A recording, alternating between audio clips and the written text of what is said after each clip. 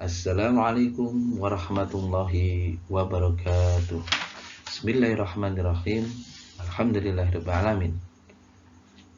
Anak-anakku yang berbahagia, siswa-siswi MTS Negeri Magelang yang berbahagia, berjumpa lagi kita pada siang hari ini dalam pelajaran Al-Quran dan Hadis, yang mana hari ini kita akan membahas bab 6 tentang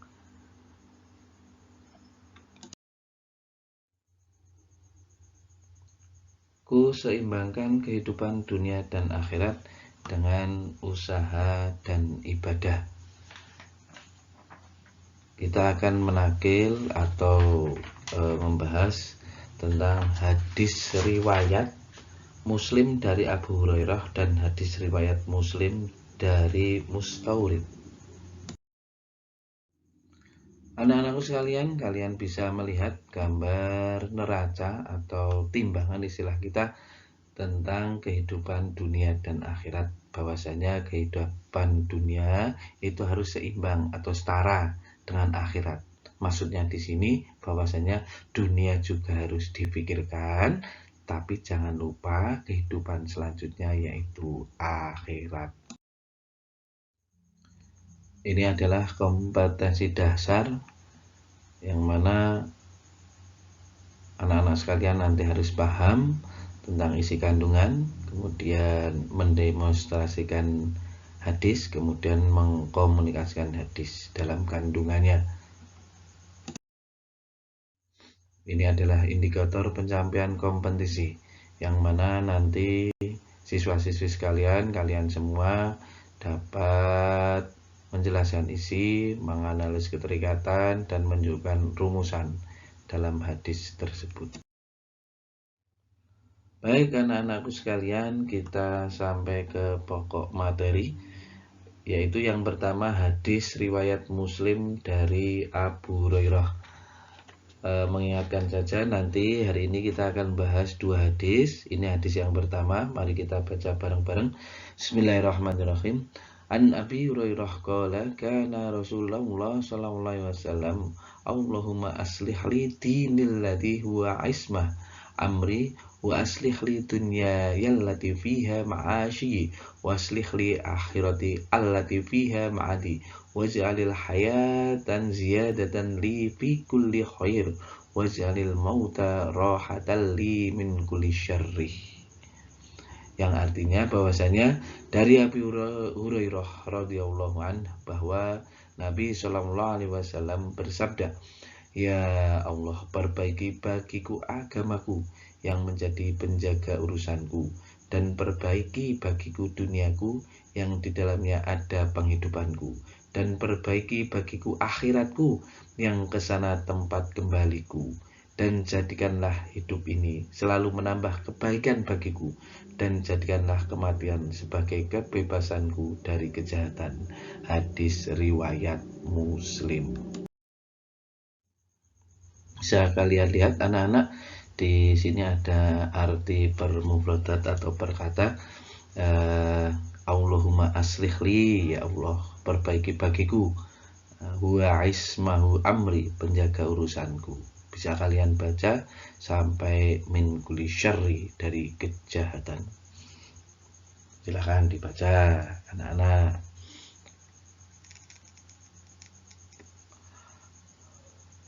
Oke, selanjutnya akan ke slide berikut. Anak-anakku sekalian, marilah kita bahas tentang uraian hadis riwayat Muslim dari Abu Hurairah tadi. Ada 5 hal yang penting yang dapat kita ambil kesimpulan, bahwasanya yang pertama yaitu bahwasanya ya Allah perbaiki bagiku agamaku yang menjadi penjaga urusanku. Hal ini mengisyaratkan bahwa pentingnya berpegang teguh pada agama Allah. Jadi kita hidup di dunia ini harus benar-benar teguh berpendirian atau istiqomah dalam agama Islam ini. Jika agama seorang rusak, maka rusak pula kehidupannya, baik di hidup dunia maupun di akhirat. Maka di sini kita harus berpedoman pada Al-Quran dan Hadis guna keselamatan dunia dan akhirat. Lalu yang kedua yaitu wa aslih li dunya yallati fiha ma'ashi. Ya Allah, perbaiki bagiku duniaku yang di dalamnya ada penghidupanku. Hal ini mengisyaratkan bahwa kita harus minta kepada Allah agar urusan dunia menjadi lebih baik, rizki yang halal, cukup, dan bermanfaat, serta dapat memenuhi kebutuhan hidup sehari-hari, sehingga akan bermanfaat untuk menuju kehidupan akhirat. Nah, bisa dilihat gambar yang pertama itu penjual keliling, dia berusaha untuk mencari nafkah, tapi tidak lupa untuk sholat. Yang ketiga, bahwasanya ya Allah, perbaiki bagiku akhiratku yang kesana tempat kembaliku. Hal ini bahwasanya kita harus meminta kepada Allah agar selalu dapat beramal soleh sampai ajal menjemput. Gambar di bawah bisa kalian lihat gambar seseorang yang bersedekah. Nah, dengan cara begitu tidak usah dipamer-pamerkan, yang jelas ikhlas. Nah, dari kalian mungkin tadi pagi ada kota infak untuk membangun masjid atau untuk apa, bersedekah. Nah, itu yang ikhlas, dan jangan omong-omongkan karo wong liya, teko meneng wae, sing penting ikhlas. Banyak sedikit tidak masalah, begitu. Hal yang dapat diambil dari hadis tersebut yang keempat yaitu waj'alil hayata ziyadatan li fi kulli khair, yang artinya ya Allah, jadikanlah hidup ini selalu menambah kebaikan bagiku. Maksudnya di sini kita harus meminta kepada Allah untuk diberi umur yang untuk berbuat baik, dapat melakukan ibadah melalui sholat, puasa, haji, dan berguna bagi manusia.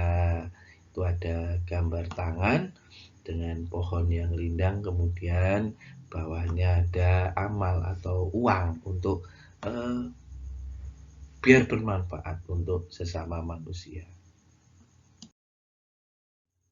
Pokok penting yang kelima yaitu waj'alil mauta rohatal li min kulli syarrin, yang artinya ya Allah, jadikanlah matiku sebagai kebebasanku dari kejahatan. Di sini jelas bahwa siapapun hidup di dunia ini akan mati, akan meninggal. Nah, kita berdoa kepada Allah agar selama hidup di dunia ini itu terhindar dari perbuatan yang tercela, agar nanti benar-benar husnul khotimah. Kenapa? Karena hidup mati itu tidak ada yang tahu. Sekarang sehat, tetangga sehat, tahu-tahu nanti sore atau malam dikabarkan meninggal. Tidak tahu ajal menjemput kapan. Maka dari sekarang kita siap-siap untuk membekali diri dengan ibadah, dengan amal yang soleh, guna menyambut kematian agar husnul khotimah. Tuh juga ada gambar di situ, seorang ibu-ibu sedang ziarah kubur dan mendoakan orang yang meninggal.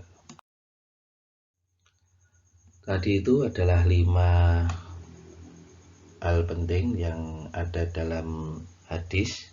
Kemudian saya contohkan bahwa contoh usaha dan ibadah yang seimbang antara dunia dan akhirat, bahwasanya yang pertama, siswa itu di pagi hari pergi ke sekolah dan malam hari belajar cara membaca Al-Quran dan ilmu agama. Jadi biar seimbang, yang siangnya itu di sekolah masalah dunia, kemudian malamnya di akhirat.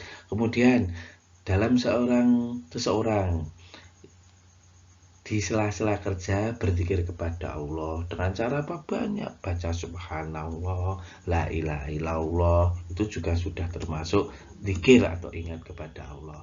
Kemudian yang ketiga, jika seorang memiliki harta, rajin bersedekah untuk tabungan akhirat, biar nanti amal yang kita dapat akan berguna bagi akhirat. Kemudian kalian umpamanya ini kok kalian punya sesuatu yang lebih, pulpen kok 3, 4 bisa dipinjamkan temannya. Kemudian ada teman yang membutuhkan pertolongan kita, yuk dengan ikhlas kita membantunya.